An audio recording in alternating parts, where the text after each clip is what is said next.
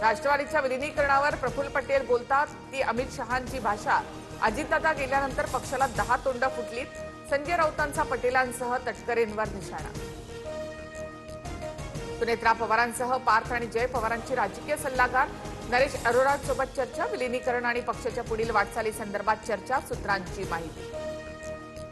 मुंबईतील मुलुंडमध्ये मेट्रोच्या बांधकामादरम्यान स्लॅब कोसळला। दुर्घटनेमध्ये एकाचा मृत्यू तर 3 जण जखमी।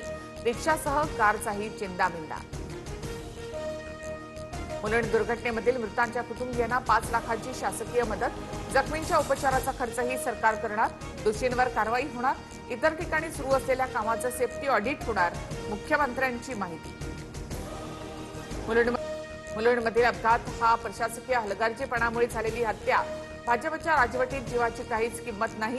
जबाबदार कंत्राटदारावर आणि अधिकाऱ्यांवर तातडीने कठोर कारवाई व्हावी। आदित्य ठाकरेंसह वर्षा गायकवाड यांचा संताप। पुण्यातील रुबी रुग्णालयामधून शरद पवारांना डिस्चार्ज। पवारांची प्रकृती पूर्णपणे बरी असल्याची डॉक्टरांची माहिती।